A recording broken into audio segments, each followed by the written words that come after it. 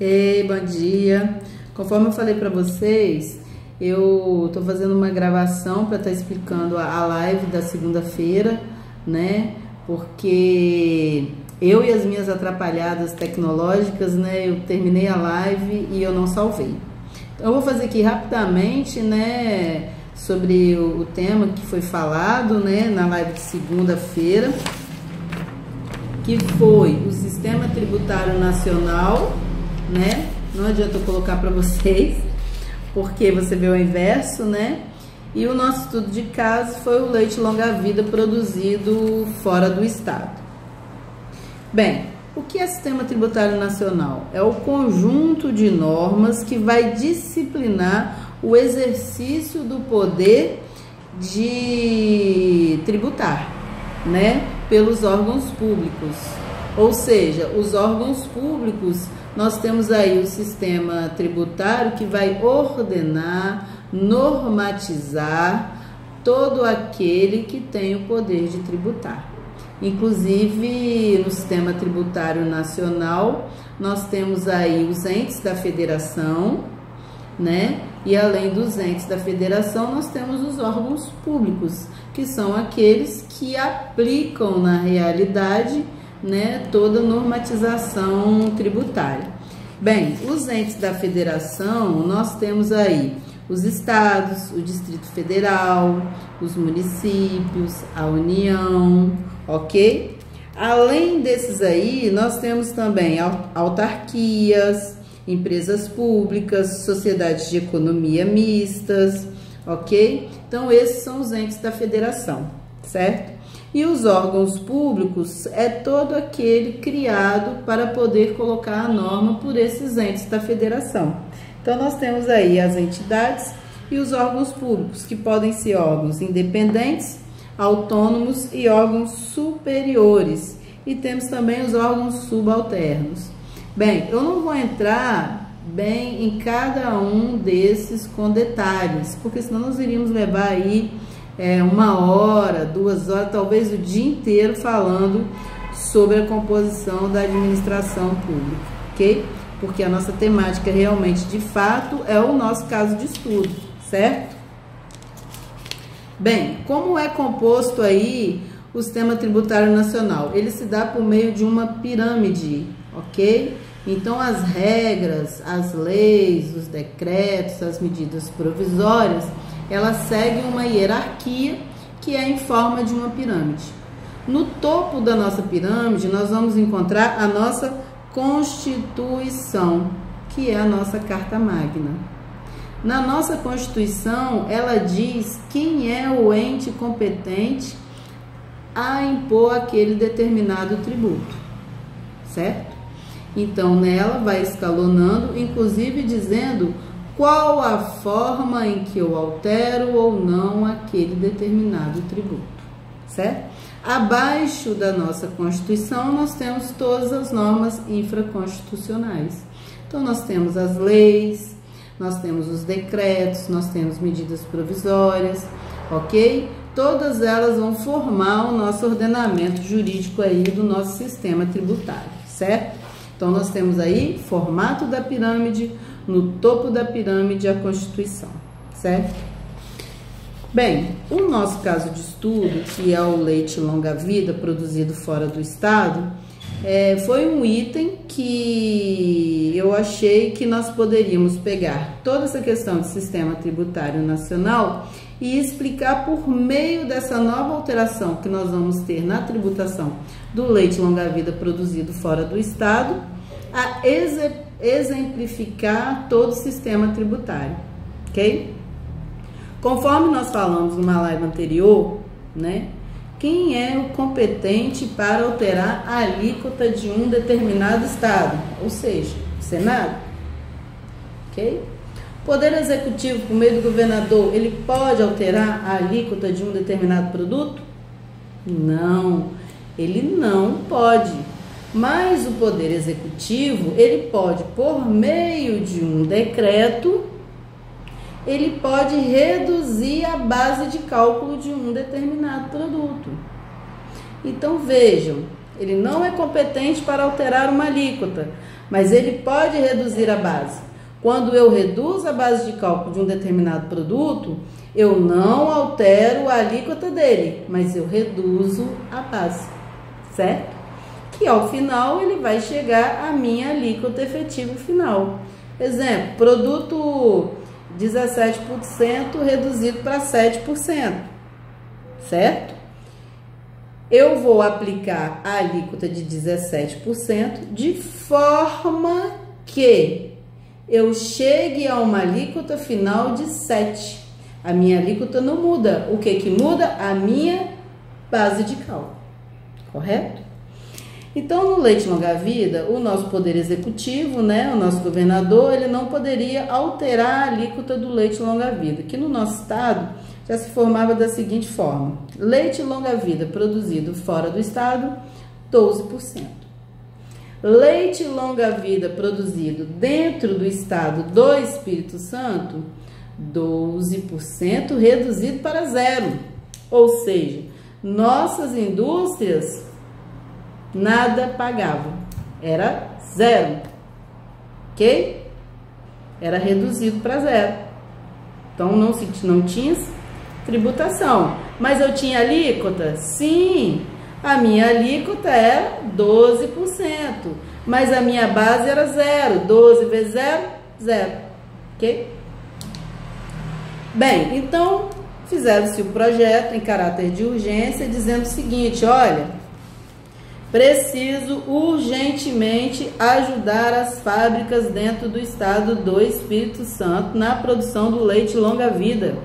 Essas fábricas estão morrendo. Preciso alterar a alíquota do leite, que é 12%. Então, eu preciso fazer da rotatividade dentro do meu estado. Eu preciso subir a alíquota de 12% para 17% daqueles leites que são produzidos fora do estado, fazendo com que o comércio, os distribuidores, os varejistas dentro do estado, eu obrigue eles a comprar o leite de dentro e que eu tenha um melhor custo-benefício na compra do leite produzido dentro do estado. Só que aí nós temos que analisar o seguinte: quantos por cento do mercado o leite longa-vida produzido dentro atende? Quantos por cento do mercado capixaba representa o leite longa-vida produzido fora do estado? Ou seja, é muito maior. E uma das questões na hora da aprovação da lei é que não ficou clara.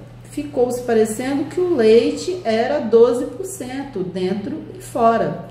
Então, o que foi pedido no projeto? Olha, vamos subir de 12 para 17 o leite produzido fora, permanecendo de dentro a alíquota de 12%. Correto? Correto. Mas a base de cálculo do leite era reduzido para 0. As indústrias de dentro do nosso estado já não se pagava ICMS. Então, ou seja, para quem vai essa conta de 6,36% que vai aumentar o leite? Para o consumidor final.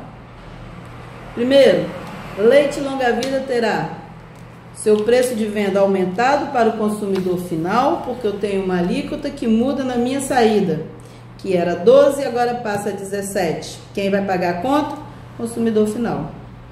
As minhas indústrias de dentro do estado já se pagava 0, não se pagava nada. O que ela vai poder fazer? Aumentar o preço do produto dela, para aumentar a arrecadação. Ou seja, mais uma vez a conta ficou com o consumidor final. Agora, é muito difícil para a gente poder assistir os nossos deputados, né, aqueles que nós elegemos, numa votação, onde nós tivemos ali, foi expressiva, favorável, 20 votos a 4, né, na mudança da tributação do leite. Então, assim, muitos me perguntavam: eu não entendo nada de tributação, não vou assistir a live. Assiste. Por que você deve assistir? Porque sempre quando eu tenho um aumento tributário, alguém paga a conta. Quem paga a conta? Consumidor final. Então, às vezes, eu chego numa empresa comercial, eu acho um absurdo. Eu acho que o dono daquela empresa é o culpado, ele é o responsável. Não, nós temos que ver toda a nossa formação tributária. Quem são os nossos legisladores? Quem é o poder executivo? Qual o objetivo? Aí eu pergunto aos senhores, qual o objetivo do nosso poder executivo em aumentar a alíquota do leite longa-vida produzido fora do estado, né, para 17%? Sendo que aqui eu tenho também um princípio constitucional atingido diretamente, ok? Que é o princípio da não diferenciação tributária. Ou seja, eu não posso tributariamente fazer diferença de um produto se ele é produzido dentro ou se ele é produzido fora do meu estado. Ou seja, nós estamos diante aí da guerra fiscal, que tanto se luta e tanto se fala em reforma tributária. Então, nós tivemos aí, no caso do leite longa-vida, infringindo diretamente um princípio constitucional. Quando o Estado faz esse tipo de norma, onde ele infringe o direito, o que acontece? Nós temos uma enxurrada de liminar, né? Que nossos queridos advogados aí, colegas aí, né, de trabalho, que eles fazem e eles ganham a liminar. Por quê? Um Estado não pode fazer diferença de onde foi produzido aquele determinado produto. Eu não posso tributar a maior, não posso tributar a menor, porque foi produzido dentro ou foi produzido fora. Então, os advogados vão lá e conseguem uma série de liminar, porque eu tenho um princípio constitucional ferido aí. Neste caso, são as leis inconstitucionais. Então, aqui nós temos um exemplo, nesse estudo do caso do leite longa-vida, uma lei que foi aprovada pelos nossos legisladores inconstitucional. Bem, alguns pensam, vai beneficiar o de dentro. Se o de dentro fosse 12%, a alíquota, e o de fora passasse a 17%, eu diria, vai ficar 6,36% aí por cento de diferença, vou preferir comprar o leite de dentro, vou aumentar. Mas o de dentro já era 0%. Então, assim, nós vemos aí mais uma vez o consumidor final, por falta de conhecimento, pagar a conta. E às vezes acredita-se firmemente que o comerciante, ele é o culpado. Não, ele não é o culpado. Como nós temos hoje aí um exemplo muito comum que nós vemos em cada esquina, é o combustível. Cada dia que você passa no posto, você vê um valor diferente. De quem é a culpa? É do empresário? Ou é da distribuidora, que a cada nota eleva o preço do combustível? Ou é a distribuidora que, para cada determinado lugar, ela tem um valor a distribuir? Ou seja, quem está na Grande Vitória, na compra do combustível, não paga o mesmo valor de quem está no interior, ou no sul, ou no norte do estado. Então, assim, nós temos que começar a entender daquilo que estamos falando. Bem, queria agradecer vocês pela live. Esse foi o nosso estudo de caso, o leite longa-vida. O que eu quis mostrar para vocês é que o nosso ordenamento jurídico é por meio de uma pirâmide. As leis se dão no ordenamento, mas mesmo assim eu posso ter leis inconstitucionais, eu posso ter leis que desobedecem às ordens do sistema tributário nacional, que foi colocado aí para que seja cumprido, certo? Muito obrigada a todos. Peço desculpa pela live de segunda, que não ficou salva, mas hoje eu tenho esse vídeo aí para vocês, onde eu explico. Quem tiver dúvida pode estar me perguntando pelo Instagram, eu vou estar respondendo. O material também eu vou disponibilizar juntamente com esse vídeo, tá bom? Obrigado, tenha um bom dia.